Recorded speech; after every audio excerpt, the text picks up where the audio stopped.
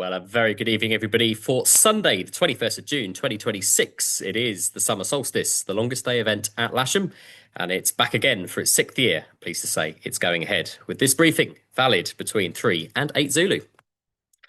So, looking at the synoptic charts, the high pressure is starting to build over the country now, and we're starting to draw more of a continental influence, and we certainly will be seeing that into this week, looking like potentially mid to high 30s again in the UK. Haven't really seen that since that spell in 2022.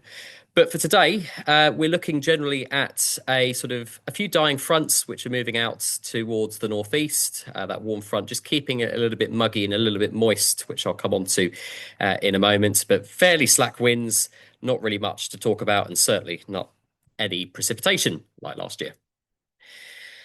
As you can see at 12 Zulu, that high pressure is continuing to build, and that front has got slightly further north.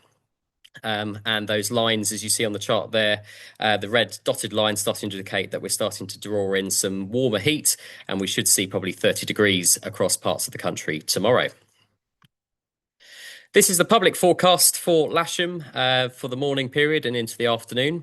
So generally okay. As I say, the only caveat being that we are aware that there may be some isolated mist and fog patches across southern England tomorrow morning. As it stands, it doesn't look like that should affect Lasham, but that doesn't rule out the risk of some shallow fog like the Kenley longest day had on Friday. But we'll find ways to mitigate that. As you can see, pretty variable winds throughout the period, not much more than about sort of 3 to 4 knots, which is great. But humidity figures quite high, hence that risk of some poor visibility in places and the risk of misting canopies. Top temperature tomorrow, probably looking around 27 or 28 degrees at Lasham, warmer towards the city. So this is the cloud forecast for 5 o'clock. You can see the moist air over the Isle of Wight just coming up through the Solent and up into Southampton Water.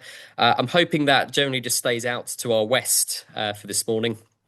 But as I say, there is that slight risk. If we do get any fog, it should dissipate relatively quickly.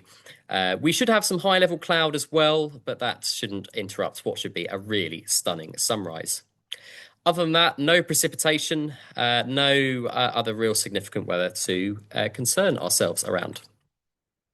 So what I'll do is I'll just switch over to the wind forecast for today. So looking at windy for tomorrow. It's quite unusual, actually. Normally, we get a fairly mixed picture with winds in the morning at this time of year. But I'm pleased to say that we've got a very light wind on the ground, and it only very slightly increases at height. So looking at effectively at the time we go flying, we'll go to 4 o'clock there. Generally looking at about a 3-knot westerly. Perhaps at height, maybe 5-knot westerly. You may pick up a bit of tailwind, crosswind. The wind is just very, very light. Hence, that fog is at risk of forming. As we go through the morning, not much changes really. We may start picking up a little bit more of an easterly in places. And if I just change between the forecast models, you can see that as well. Fairly light to start with, and then increasing, maybe just coming around to a little bit more of an easterly. At heights, as you see, very, very little. So unlike many of the years we've been hosting the longest day where we have a really significant wind gradient, doesn't look like we'll get that tomorrow, thankfully.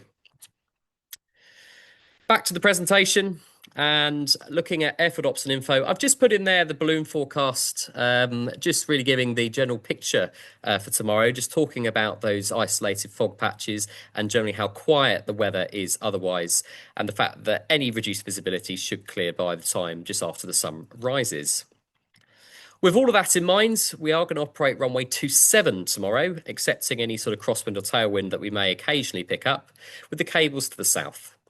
Real reason for that is that we are at risk of these misting canopies, and operating in the westerly direction enables us to have no intersun launches or landings, which is really important from a safety perspective. In the event of shallow fog, what you may find is that the fog layer is only a couple of meters thick. From above, you won't really notice it, but certainly you would as you come into the flare. So if we do get any shallow fog on the airfield, we'll rebrief again on what procedures we may need to do, and if necessary, pause flying until the shallow fog has dissipated. Usual reminder, don't land or taxi aircraft across the disused runways shown on the chart. So standard setup then for tomorrow for 27. So as I said, with not really too much wind, we'll have the winch right at the end of the runway. Usual standard setup for 27, aero towing from 8 o'clock on the north side and winching on the south side. If we have to amend that for any reason, shallow fog or whatever, then we'll rebrief again on the airfield. Local NOTAMs movement information. There's nothing significant in the local area. There's no movements, but please do check if going further afield or if you're planning to operate out to the east. Just drop me a line. I'll be the duty instructor for pretty much most of the morning. Sam may deputise if I need to go elsewhere, but planning to be around for the whole morning. And of course, we will be having our evening group from 6 o'clock tomorrow evening to see us right up to the end of the longest day.